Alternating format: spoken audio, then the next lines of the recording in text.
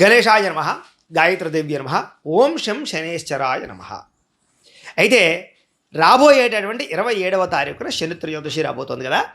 మరి ఈ అద్భుతమైన శని త్రయోదశిని ఏ ఏ రాశుల వారు వినియోగించుకోవాలి? ముఖ్యంగా ఏ ఏ రాశుల వారికి శని దోషం వల్ల ఇబ్బందులు పడుతున్నారు, లేదా అసలు మన జీవితంలో శని దోషం ఉంది అని ఎలా తెలుసుకోవాలి?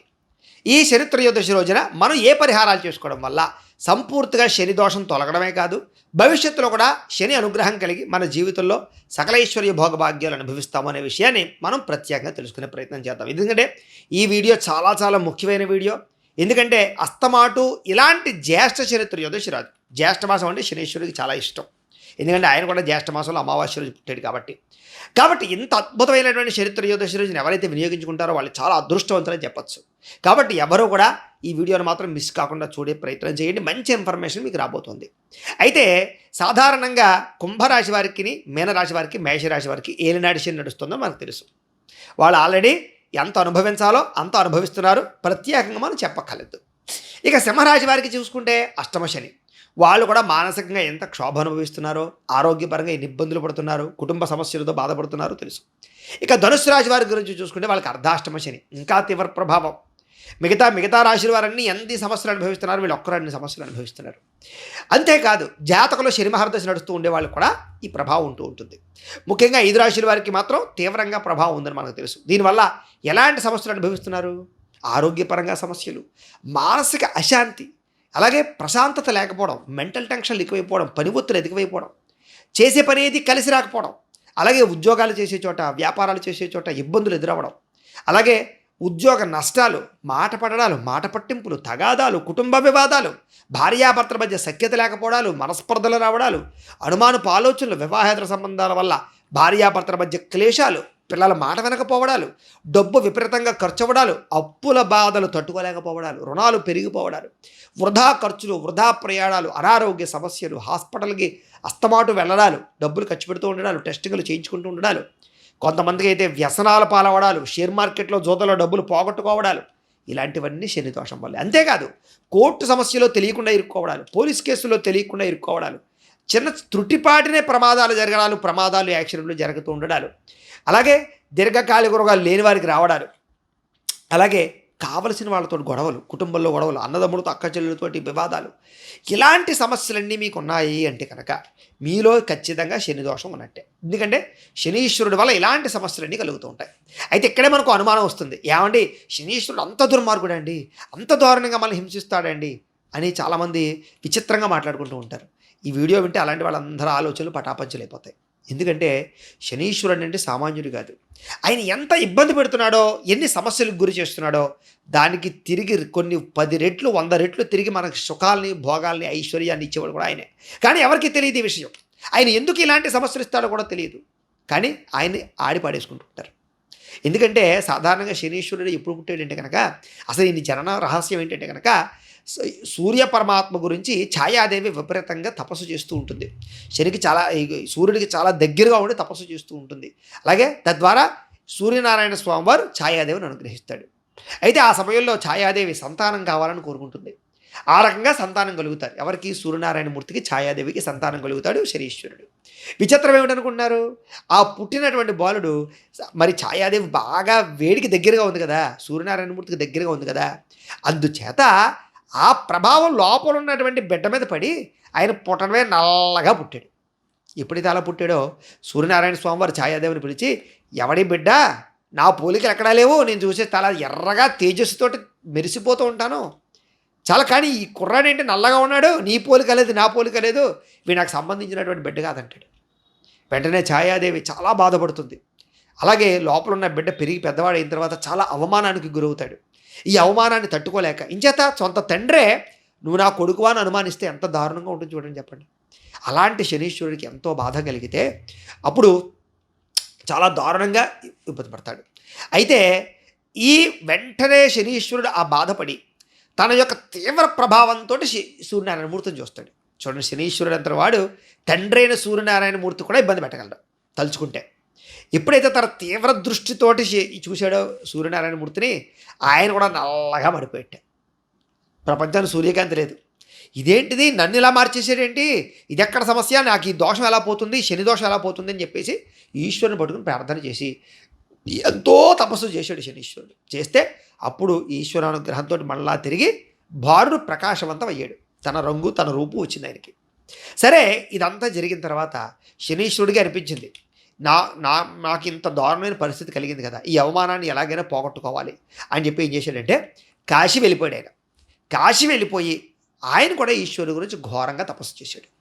ఎప్పుడైతే అలా తపస్సు చేశాడో శనీశ్వరుడు ప్రత్యక్షమై పోయిన ఆయన, నీకు అద్భుతమైనటువంటి అనుగ్రహాన్ని ఇస్తున్నాను, ఎందుచేతనంటే కనుక దేవతలంతటి వారిని నువ్వు ధర్మయందు ఉంచగలవు, లేదా మనుషుల యొక్క పాపాలని దహింపచేయగలవు, వాళ్ళ కర్మ ఏదైతే ఉందో ఆ కర్మని పూర్తిగా దహింపచేసి వాళ్ళకి సకలేశ్వరి భోగభాగ్యాలు ఇవ్వగలుగుతావు, నువ్వు ధర్మాత్ముడిగా ఉంటావు, మనుషులు చేసినటువంటి పాపకర్మలన్నీ కూడా దగ్ధం చేయగలుగుతావు అని చెప్పి ప్రత్యేకంగా వరాన్ని ఇచ్చాడు. ఎప్పుడైతే అలాంటి వరాన్ని ఇచ్చాడో శనీశ్వరుడు యొక్క ధర్మాత్ముడు అంటారు, అందుకని ధర్మమూర్తి. నిజంగా యమ ధర్మరాజు ఎలాంటి వాడో శని కూడా అలాగే ధర్మరాజుతో పోలుస్తారు. అందుకనే శనీశ్వరుడు ఏం చేస్తాడంటే మనుషుల యొక్క కర్మని బట్టి వాడి పాపాన్ని దహింపజేస్తాడు. మనుషులు మన పూర్వజన్మలో చేసిన కర్మ ఏదో ఉండొచ్చు, ఆ కారణం చేతే శనీశ్వరుడు మనకు పట్టి ఏనాటి శని రూపంలో అష్టమ శని రూపంలో అర్ధాష్టమి శని రూపంలో మనకు పట్టి మనకు ఉండేటటువంటి ఆ కర్మదోషాలన్నీ కూడా దహింపజేసేస్తాడు. అంటే మనం బాధపడేలా చేస్తాడనమాట. ఆరోగ్యపరంగా, డబ్బు పరంగా, కుటుంబ పరంగా, గొడవల పరంగా, ఏదో ఇప్పుడు నేను ఇందాక చెప్పిన సమస్యల పరంగా ఆ సమస్యల్ని కలగజేసి ఆ కర్మనంతటిని కూడా తగ్గింపచేసేస్తాడు. ఎప్పుడైతే కర్మ అంతా తగ్గిపోతుందో ఇంకా ఆయన పట్టి వదిలేటప్పుడు సమయంలో తిరిగి మనకి సకలపరమైనటువంటి సుఖాలని, భోగాలని, వివాహాన్ని, సంతానాన్ని, ఉద్యోగాన్ని, డబ్బుని, వ్యాపారాన్ని, ఐశ్వర్యాన్ని, ఆరోగ్యాన్ని మనం ఏదైతే కోరుకుంటామో అవన్నీ ఇచ్చేసి వెళ్తాడు. దీన్ని బట్టి అర్థం చేసుకోండి, ఏదైతే ఇబ్బంది పెట్టేవాడు ఉన్నాడో ఆయనే తిరిగి అనుగ్రహాన్ని ఇచ్చేటటువంటి శక్తి కూడా ఆయనకే ఉంది. ధర్మాత్ముడు నిజంగా ధర్మంగా ఉంటాడు. మనం చేసిన కర్మను బట్టి నిజంగా శనీశ్వరుని కనుక సరిగ్గా ప్రార్థన చేసి తపస్సు చేసో పూజ చేసో లేదా పరిహారాలు చేసో అనుకోండి, ఎంత ఇవ్వాలో దానికి 100 రెట్లు ఇస్తాడు. కాబట్టి అర్థమైందా మీకు? అంచేత ఆయనకి అనుగ్రహం ఉంది, శివానుగ్రహం. శివుడు అంతటి వాడు ఆయన బాధ భరించలేక దాక్కున్నాడు. తెలుసా మీకు? ఆయన అనుగ్రహం చేత శివుడే వరం ఇచ్చాడు. ఆ వరం చేతే ఏమన్నా ఒకనొక సమయంలో ఏం జరిగింది, అయ్యా ఈశ్వర, నా ప్రభావం చేత కొన్ని గడియల పాటు నిన్ను పట్టి పీడిస్తాను, కాస్త ఇబ్బంది పడతావా అయ్యా అని చెప్పేట. చెప్తే ఓర్ర బలేడు అడుగురైనా బాబు, నువ్వు నీకే నేను అనుగ్రహాన్ని ఇచ్చాను, నీకు ఆ వరాన్ని ఇచ్చేదే నేను, నన్ను పట్టి పీడిస్తావా, నువ్వు నన్నేం చేయలేవన్నట్ట. సరే అని చెప్పేసి కొన్ని రోజులు పోయిన తర్వాత నిజంగా శని పట్టే గడియలు వచ్చాయి. ఆ సమయంలో శనీశ్వరుడు నన్ను ఇప్పుడు ఈ సమయంలో పట్టుకునే అవకాశం ఉందని చెప్పి ఏం చేశాడు శనీశ్వరుడు, ఆహా వీడు పట్టుకోకుండా నేను ఎక్కడో ఒకక్కడ వీడికి కనపడకుండా దాక్కోవాలని చెప్పేసి ఏం చేశాడంటే ఎవరికీ తెలియకుండా గుహల్లో త్వరలోకి వెళ్ళిపోయి దాక్కున్నట్టు చాలాసేపు. ఆ గడిలన్నీ పూర్తయ్యి దాకారు. అయిన తర్వాత బయటకు వచ్చిన తర్వాత నవ్వుతున్నట్టే శనీశ్వరుడు చూసావా, నువ్వు నన్ను పట్టుకుంటానన్నావు, నువ్వు నన్నేం చేయలేకపోయావని. అయ్యా మహానుభావ, ముల్లోకాల్ని పరిపాలించే ప్రభువువి, హిమాలయ పర్వతాల్లో చక్కగా వెండి సింహాసనం మీద దర్జాగా ప్రమద గణాదులతోటి కూర్చుని వాళ్ళందరినీ శాసించే ప్రభువువి, అలాంటి నువ్వు ఎవరికీ తెలియకుండా రహస్యంగా మారుమూల ఒక గుహలో చీకట్లో ఒక త్వరలో తిండి తిప్పలు లేకుండా ఉన్నావయ్యా చాలాసేపు. అదే నేను పట్టుకుని పీడించడం, సుఖము మనశ్శాంతి, ఆనందాన్ని, సంతోషాన్ని ఇవ్వకుండా ఇబ్బంది పెట్టడమే నా యొక్క కర్తవ్యం అంచేత అని చెప్పేట. అప్పుడు పరమేశ్వరు అంతటి వాడు తెలబోయాడు. అంటే ఆయన ధర్మం అలా ఉంటుంది, ఆయన ఎవరినైనా సరే పట్టి పీడించవలసిందే. ఆ సమయం వచ్చేసరికి అంతెందుకు నలమహారాజు అంతటి వాడండి, ఒంటి మీద గొడ్డమొక్క లేకుండా పోయింది చూసారు, ఆయనకి అంత ఐశ్వర్యం అనుభవించారు. అది ఎల్లడి శని వల్లే. అంటే నేను చెప్పదలుచుకుంది ఏమిటంటే కనుక శని అంతలా ఇబ్బంది పెడతాడు కాబట్టి ఆయన దోషం పోగొట్టుకోవడం చాలా చాలా ముఖ్యం మన జీవితంలో. అందుకనే ఈ రాబోయే శని త్రయోదశి చాలా ముఖ్యమని చెప్తున్నాడు.